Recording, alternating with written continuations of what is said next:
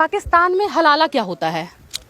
हलाला का ना ही पूछिए तो अच्छा है। हलाला ऐसे होता है जैसे मुझे अभी हैदर ने तलाक दे दी है, अब मुझे किसी और से शादी करनी पड़ेगी, उसके साथ एक रात गुजारनी पड़ेगी, उसके बाद वो मुझे तलाक देगा, दोबारा फिर मैं हैदर के साथ उस शादी जीवन को भूल जाइए और एकदम रोइए मत और खुश रहिए आप। अब मैं बहुत खुश हूँ। मुझे एक ही बात का और दुख होता है कि मैं भारत में क्यों नहीं जन्मी। अगर मैं भारत में होती तो मेरे साथ इतना गलत नहीं होता, मैं आज 4-4 बच्चों की माँ नहीं होती, 2 ही बच्चे होते शायद। ये पाकिस्तान के जहादी लोग हैं जहाँ पे औरत को नहीं देखा जाता, औरत मरे जिए जैसे बच्चा पैदा करने की मशीन मानी जाती है। पाकिस्तान में बिल्कुल औरतों को बिल्कुल। और वहाँ ये कहा जाता है अगर आप बच्चा बंद करा रहे हो तो आपके बच्चे घुटनों से पैदा होंगे, क्योंकि अल्लाह को तो देने हैं किसी तरीके से।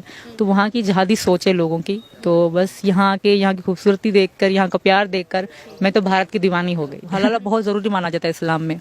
कोई कोई तो मतलब सगे कजन के साथ हलाला मतलब कहते कि तुम इसके साथ शादी करो, एक रात गुजारो, फिर कल तलाक लो, फिर इसके साथ शादी करना, ये होता है हलाला। तो ये बहुत मन के खिलाफ मैं शुरू से लेकर थी और आज भी हूँ। मैं कजन से शादी में भी खिलाफ हूँ, क्योंकि कजन से हम बचपन से लेकर उसको भैया भैया कहते हैं, बड़ा उसी की पत्नी बन के रहना पड़ता है। जी, पबजी के माध्यम से इतनी सुंदर लड़की आपने सीमा को मतलब मना लिया और शादी भी कर ली। कभी सोचा था कि इतनी सुंदर लड़की से मैं शादी करूंगा? जी नहीं, सोचा तो नहीं था। खैर जब हम पबजी में बात करते थे तो मैंने पूछा था कि आप कहाँ से हो, तो इसने बोला था मैं पाकिस्तान से हूँ। तो मुझे भरोसा नहीं हुआ था ये पाकिस्तान से है। और जब हमने नंबर एक्सचेंज करे तो जब पता पड़ी कि मैंने कि हाँ ये तो इंडिया का नंबर है ही नहीं और पाकिस्तान का ये, बाकी में ही जब पता पड़ी थी। और फिर उसके बाद हमारी चैटिंग होते होते पता ही नहीं पड़ा कब प्यार हो गया। न किसी ने किसी को आई लव यू भी नहीं बोला, अभी तक नहीं बोला? नहीं, जब उसके बाद अब तो सुबह को उठती है तो बोलते हैं हम आपस में।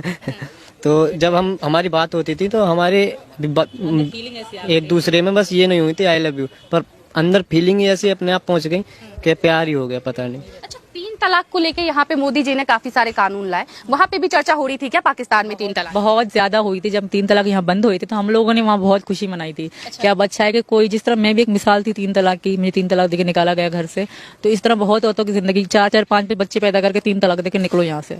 तो खुद आसान था तलाक, इतना आसान आज भी वहाँ है। वहाँ कोई बंद नहीं हुई, यहाँ मोदी जी ने बंद किया है। वहाँ किसी लीडर ने 3 तलाक बंद नहीं करी। वहाँ आज भी है तलाक, 3 तलाक चलती है। एक इंसान को बुलाया, उसके सामने तलाक दिया और निकल जाओ, फिर खुद आजाद हो गए। मतलब किसी भी नॉर्मल किसी भी इंसान को बुलाओ, उसके सामने तलाक दो और निकल जाओ। निकाल दो बस। अब आपका कोई हक नहीं है, कोई कागज नहीं, कोई साइन नहीं, कोई कोर्ट नहीं, कुछ भी नहीं, कुछ भी नहीं है। वहाँ कोई रूल ही नहीं है, कोई सिस्टम ही नहीं है। वहाँ के लीडर ही करप्ट है, तो क्या सिस्टम? कभी सोचा था कि किसी पाकिस्तानी लड़की को लाऊंगा और इतना कुछ झेलना पड़ जाएगा? जी नहीं, सोचा तो नहीं था। खैर हम तो जब ये वहाँ से आई थी तो हम तो एक नॉर्मल जिंदगी अपनी जी रहे थे। और 3 महीने कहाँ से इतनी हिम्मत आ गई भैया आपके अंदर? जब प्यार होता है तो आगे सब कुछ भी नहीं दिखता, बस प्यार ही प्यार दिखता है। और प्यार अंधा होता है। जी हाँ, बिल्कुल। मम्मी गुस्सा नहीं होती? आपकी सासू माँ गुस्सा नहीं होती कि मेरे बेटे से इतना काम करवा रही है? नहीं नहीं, ये मोहब्बत है। ये मतलब एक तरह से, क्योंकि ये बाहर जाते नहीं है तो मेरे साथ सबको हेल्प कर लेते हैं, तो अच्छा लगता है। मम्मी तो और खुश होती है, मुस्कुराती हैं कि देखो भाई।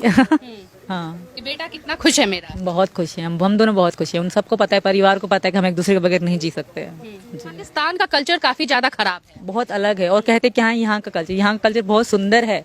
मैं उनको ये पाकिस्तानियों की एक बात बता दूं कि आप लोग तो कजन में शादी करते हो, यहाँ तो एक मोहल्ले में शादी नहीं हो सकती। जैसे पूरा मोहल्ले की औरतें बहनें बन जाती हैं यहाँ पे, तो आप तो कजन में शादी कर लेते हो। ये होती है सनातन धर्म की खूबसूरती। मोहल्ले की औरतों को भी बहन माना जाता है, आप तो कजन में बुरी नजर डालते हो। पहली बार जब नेपाल में मिले थे कैसा फील हुआ था? बहुत ही अच्छा। वो खुशियां मत पूछो। नेपाल के जो दिन है बहुत सुंदर है और नेपाल के लोग भी बहुत अच्छे हैं, हमें बहुत प्यार देते थे वहाँ के लोग। और हिंदुस्तान का जान के तो और ज्यादा रिस्पेक्ट करते थे। मैं वहाँ हिंदुस्तानी बन के रहती थी, क्योंकि ये कहते हैं हिंदुस्तान और नेपाल का काफी अच्छा रिश्ता है। बहुत अच्छा रिश्ता, बहुत प्यार भी करते हैं नेपाल के लोग हिंदुस्तान से, बहुत अच्छे हैं वहाँ के। हम वैसे वहाँ मंदिर में गए थे, वहाँ वो कौन सा मंदिर था, पशुपतिनाथ गए थे। वहाँ तो अलग ही सुकून, अलग ही शांति थी। अरे वाह, बहुत खूबसूरती है। 14,000 रुपए महीने में काम करते थे। और सीमा जी, आपने कभी सोचा था कि 14,000 जो बंदा कमाता है वो मुझे अच्छे से रख लेगा और मेरे साथ साथ 4 बच्चों को रख लेगा? देखिए, कहते ना डूबते को तिलके का सहारा, तो ऐसा ही सिस्टम था मेरे लिए भी, क्योंकि मेरे पास तो कुछ था ही नहीं वहाँ पे। एक छोटा सा घर था, तो उसको तो उसकी मिट्टी तो हम नहीं खा सकते थे, 4 बच्चे लेके मैं कमा तो नहीं सकती थी। तो कहते डूबते को तिनके का सहारा, तो इन्होंने हमें सहारा दिया। हमारे लिए 14,000 बहुत ज्यादा थे। 14,000 बहुत ज्यादा थे तब हमारे, क्योंकि भारत के 14,000 वहाँ के 3 गुना पाकिस्तान का। आपके हाथ में काफी ज्यादा चोटें हैं, ये चोटें क्यों हैं आपके हाथ में? की है, वहाँ की चूड़ी फूल लग जाती थी, यहाँ कैसे मार पिटाई, मेरे हैदर की बहुत मार पिटाई होती थी, बहुत ज्यादा। तो वहीं की निशान, वही के निशान, वहीं मैंने बहुत झेला है। मैंने बचपन से लेके बहुत दुख झेले हैं। बचपन में मम्मी की डेथ के बाद फिर हम अकेले रहे, फिर शादी के बाद हैदर जैसा पति मिला, और उसके बाद ये मत रो क्यों रही हैं आप? इमोशनल, मतलब बंदा दुखी तो हो जाता है ना। सुबह को उठ के क्या कहते हैं, पैर भी छूती है, ऐसी बात नहीं है। पैर भी छूटती है आपका? सीमा जी सुबह उठते ही वीडियो है सीमा सचिन 10 आईडी पे, जो इनके मैं पैर छू रही हूँ, सबसे नंबर 1 पे मेरी वो वीडियो है इनके पैर छूते की। आज वो वो सुबह उठती हैं तो इनके पैर छूती हैं आप? अरे मोहब्बत में सब कुछ चलता है। मोहब्बत में ये मेरी सपोर्ट भी करते हैं, जैसे मैं घर का काम करती हूँ तो मेरे साथ खड़े हो जाते हैं। तो हम एक दूसरे की हर चीज को ख्याल रखते हैं। मैं ये सोचती हूँ कि कहीं मेरी वजह से इनको तकलीफ ना हो, और ये सोचते हैं कि इनकी वजह से मुझे तकलीफ ना हो। तो हम मिलके रहते हैं, हर चीजें, बच्चों को संभालना हो, घर का काम। बनाते हैं तो मैं सब्जी बना देता हूँ, ये रोटी बना देती है, ऐसे मिक्स आपस में एक काम ये कर देती है, एक काम मैं कर देता हूँ, इतने ये खाना बनाती है, इतने मैं कमरा साफ कर देता हूँ। ये होता है बस। इनको कोरोना में भूखा मरना नहीं दिया, घर घर राशन पहुंचाते हैं। आज भी हमारे घर में, इस घर में राशन आता है तो मम्मी पापा लेकर आते हैं। इतना सारा राशन आता है, एक एक बच्चे बच्चे का राशन आता है, बच्चे बच्चे के नाम का। तो मोदी जी किसी को भूखा मरने नहीं देते, मोदी जी किसी को मुश्किल में नहीं छोड़ते। मेरे बेचारे बाबा बुजुर्ग हैं, उनके भी खाते में 2000 रुपए महीना आते हैं मोदी जी की तरफ से।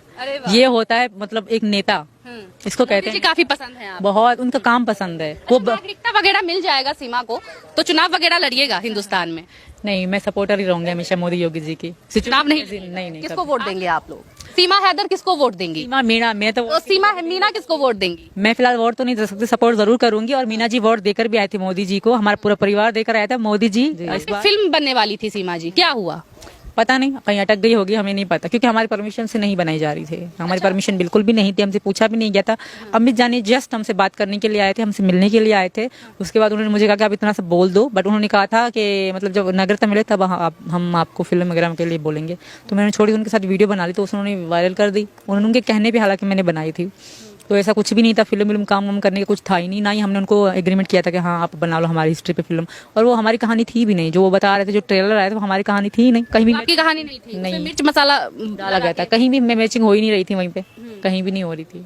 तो एक बार जैसे पहली बार प्यार का इजहार किया था, कर दीजिए सचिन जी को एक बार और। आपको भी बताया इजहार क्या करना, मैं तो इनसे बहुत प्यार करती हूँ, हमेशा करती आई हूँ और करती रहूंगी हमेशा से।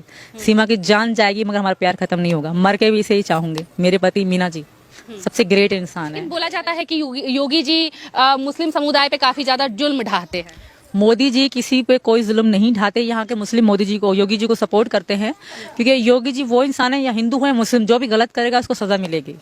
तो नहीं, योगी जी ने बिल्कुल भी नहीं कि आज यहाँ मुस्लिम भी है, हिंदू भी है, मस्जिद भी है, मंदिर भी है, यहाँ पे तो हमने कोई जुल्म नहीं देखा। तुझे देखा तो ये जाना सनम, प्यार होता है दीवाना सनम, अब यहाँ से कहाँ जाए हम, तेरी बाहों में मर जाए हम। तुझे देखा तो ये जाना सनम।